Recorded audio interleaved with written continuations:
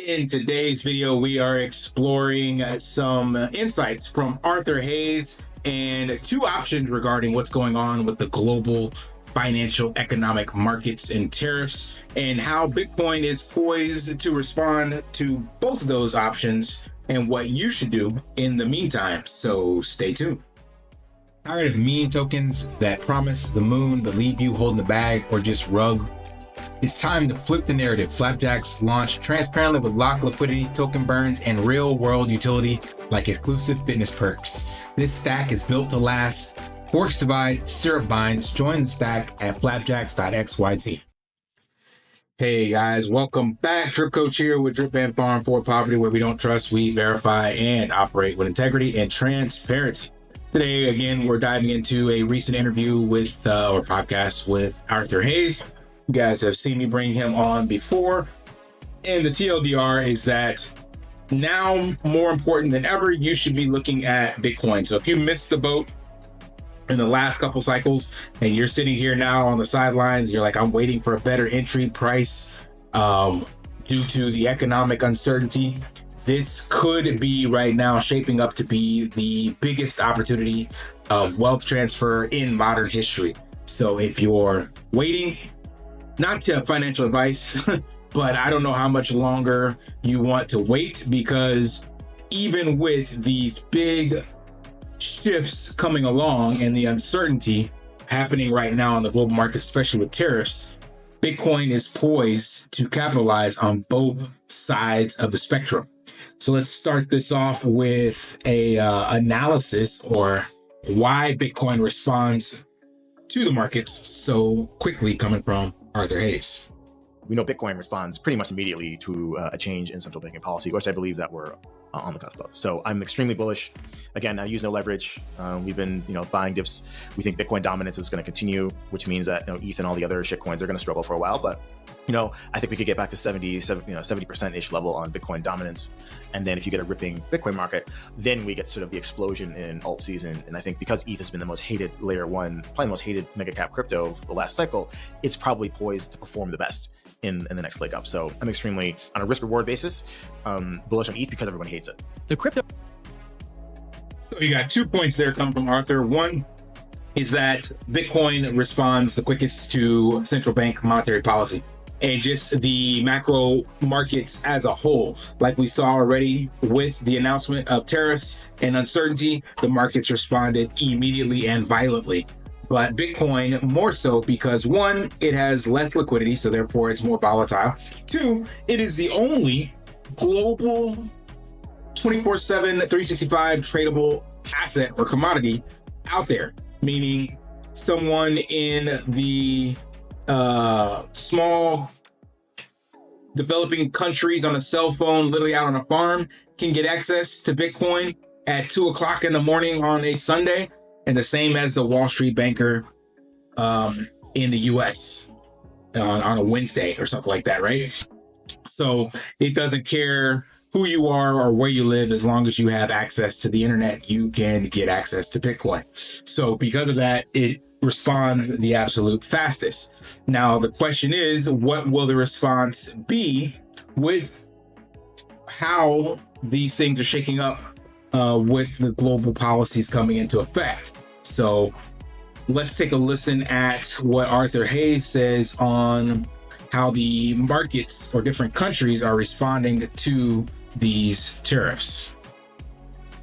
This is a seminal moment in global markets history where you have China attempting to regain its top spot as the top economic power that it had pretty much for the entirety of human civilization, apart from the Industrial Revolution in Judeo-Christian America and Europe. And that system negotiating how it's going to sort of coexist together in this new reality that we have in 2024. And so what Trump is doing is not his own idea. It's an acceleration of something that was going to happen anyways. And this blunt force terrorist weapon that he's wielding is sort of the catharsis that we've been waiting for. And yesterday, obviously we're recording this on, I guess, Tuesday morning in Asia. Markets opened in Asia like down 5%, Nikkei down 6 or 7, HSI down 10, CSI down 5. And then sort of we had this relief rally in the US overnight. I woke up and everyone was like, oh yeah, just rattling off the different countries that have bent the knee to Trump. Oh, Japan's going to do whatever it takes. Vietnam's going to do whatever it takes. And which is, part and parcel of his plan, right? I'm going to roll out this massive tariff number on big bad America. And you guys are going to come and you're going to bend the knee. You're not going to retaliate. You're going to do what I asked you to do, whatever that is, right?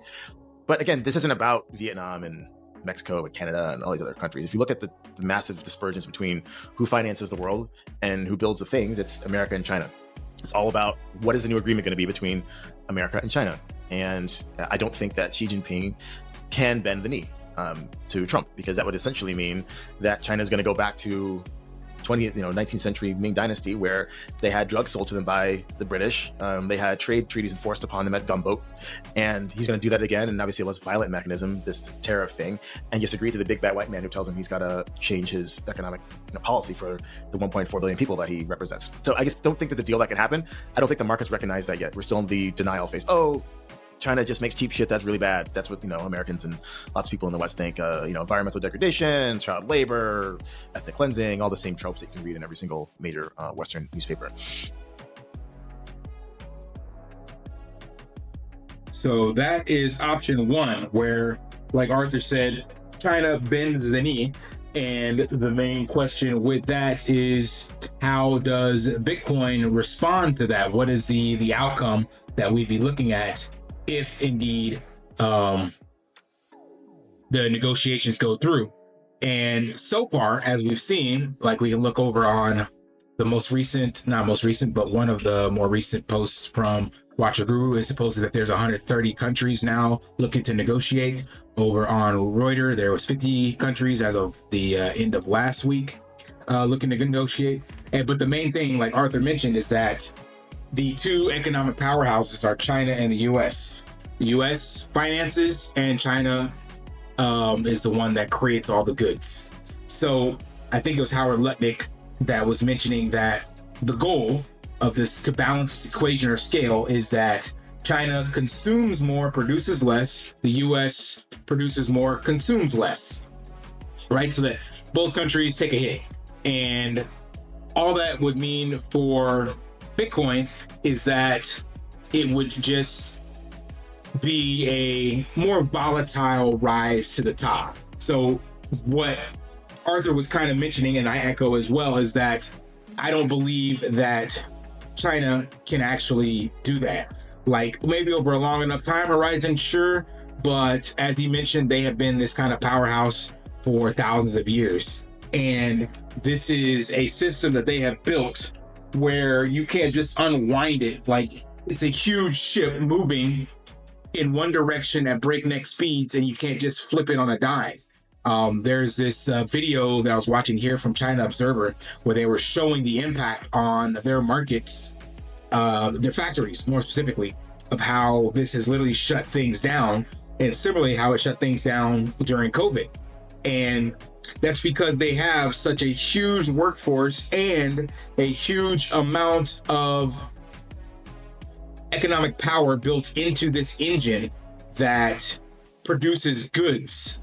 It's like the what was it, the movie Fantasia? Yeah, this scene from Fantasia where Mickey animates the mop buckets and they get to work and start just cleaning on their own. China has created this economic machine that just does all this super efficiently. Not on its own, of course, but it's like magic. And all this just keeps going and going and going. And they've been doing it for so long that it's extremely difficult to turn this around. And again, that's why I brought this up, is because this automatically puts out millions of their people out of work, and millions, if not billions, of dollars or yuan in exports for the economy. Like, this is how they built their entire engine. So it's like you're telling them to just stop doing that, and that's not going to work. Like, this is what they do. Just like the U.S. has been the world reserve currency, and consuming is what we do. So there is a period of time where this can balance out, but it's not going to happen within this current administration. And that's the hard part about this, is that 3.5 years from now, will Trump still be the one well, not Trump, obviously, but well, whoever succeeds Trump, will they pick up the pieces and go in the same direction, or will it be another complete pivot? So if I were China, the only thing I would do is like, yeah, pretend to play ball. Like that would be the best worst case scenario for them. It's like, yeah, sure, we'll do this, and then just wait for the next administration, a regime change, and come back to the negotiating table or change things around. Like we already saw how they crippled the world with COVID once they shut things down. Like that impacts the entire world trade, and we still have not really come back from that. So this is scenario one. Yeah, China bends the knee, but like Arthur said, it's not really going to work long term. So all that means is that Bitcoin goes up, and then as we realize that this is not sustainable, they back out, they change things around, they put tariffs back in place, whatever the case may be. Something happens to where they're no longer able to sit at the negotiating table, and then there's economic uncertainty again. So all that would mean is that it just takes longer for Bitcoin to find a new high and sustain it. So it's like it could bounce up really quickly, super high, skyrocket, because it's like, oh great, we have peace, everybody is on equal footing, hold hands, sing kumbaya. But then it would flip, give it 3 years when the regime change comes into play, or before then when something breaks in the China economy or the world economy. Like it won't be able to work. So bending the knee is a nice idea, but I don't believe that it's sustainable. But either way, TLDR, stacking Bitcoin is the answer. So let's go to the second option where China doesn't negotiate, they don't bend the knee. And I just don't think that China, Xi Jinping, can sit there and take that abuse and say, okay, great, I'm just going to reform my whole economic system so that, the American side does better than they have done over the past 40 years. And so ultimately, I think that results in China finally running an independent monetary policy, which they really haven't done since, 1949. It's always been tethered to the U.S. and a basket of other currencies, which has put them in a situation where they have a balance sheet recession, they have an overvalued property market. They purposely popped that bubble because they felt it was not great for the rejuvenation of China to essentially finance the building of a bunch of worthless apartments. They wanted to build stuff. But again, they had to deflate this asset class. It's caused a massive economic dislocation in China. The response is to print money and let your currency depreciate. They're printing the money onshore, but they're not letting the currency depreciate because, again, I think both sides want to find a deal.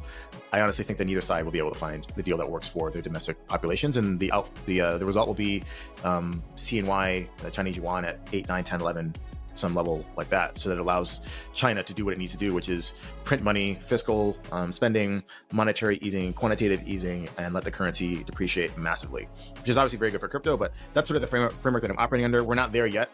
Both Xi and Trump are putting out the I want to do a deal feelers. I'm sure there'll be some sort of like jamboree meeting at some point. Everyone's like, oh yeah, China and the US are going to find a way to coexist economically in this new system. The markets are going to be rallying. Ultimately, there won't be a deal, and then everything falls apart again. And hopefully, by that point, Bitcoin ditches this correlation to the NASDAQ, and we sort of can outperform in a meaningful way on this global reflation and sort of decoupling of China and sort of the Western ecosystems. So that's option two, where China holds the line, doesn't make a deal, and they start printing money and letting the yuan depreciate. And as Hayes mentioned, this could reflate China's economy, countering its property market crash and balance sheet recession.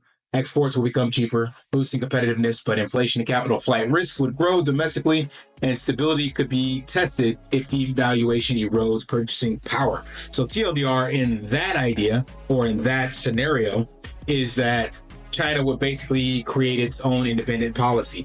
And we kind of see a little bit of that taking place right now with what's going on with BRICS and the deals, supposedly some trade agreements being settled with gold and Bitcoin between China and Russia.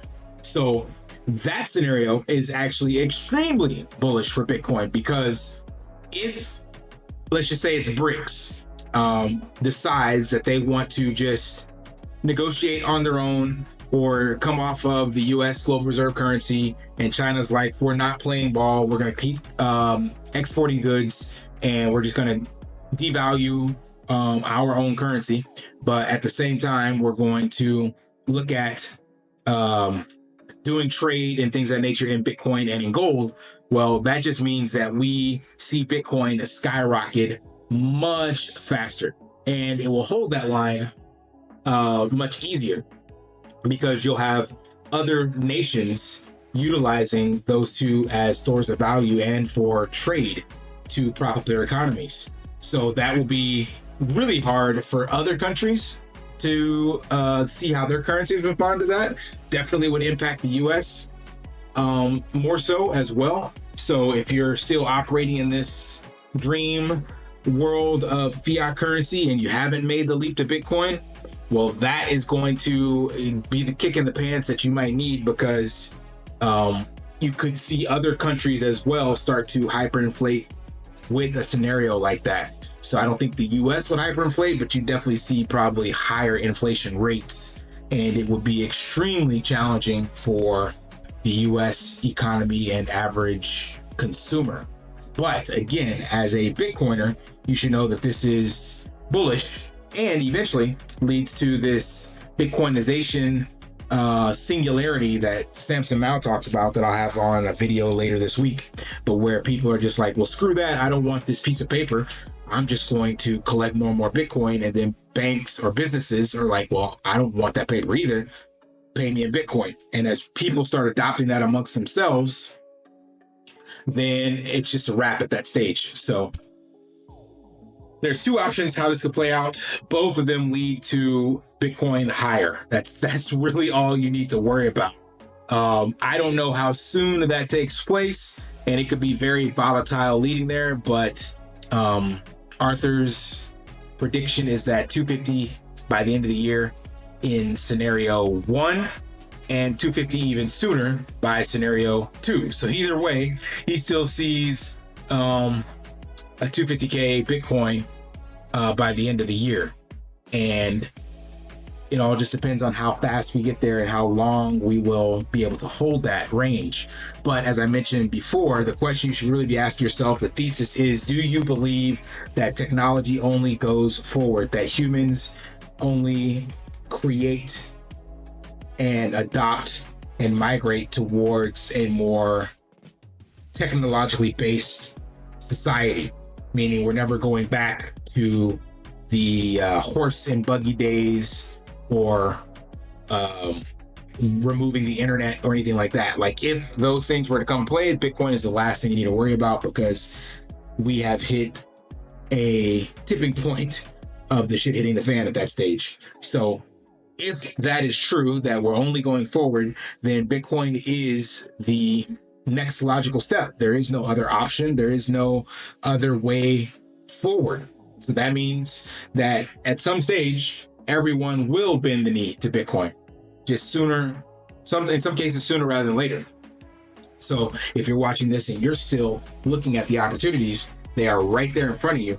And the longer you wait, the harder it's going to be to get in, because if this turns into some global trade war / economic warfare, trying to figure out who's going to do what to who, Bitcoin will emerge as the sound asset to be accumulating in, and it'll hit the smaller countries first, as you've seen hyperinflation hit those first, and those countries also are like, well, we'd rather hold the dollar. So that will be your signal. But how much will Bitcoin cost you at that stage if it comes to that? But regardless if it comes to hyperinflation or not in some countries, the only logical step forward is to be stacking sats. That's what I believe. All right, curious to go you guys' thoughts. Smash that HBO special, help a brother out, like, subscribe, comment down below, and until next time, lift daily and achieve your impossible. See ya.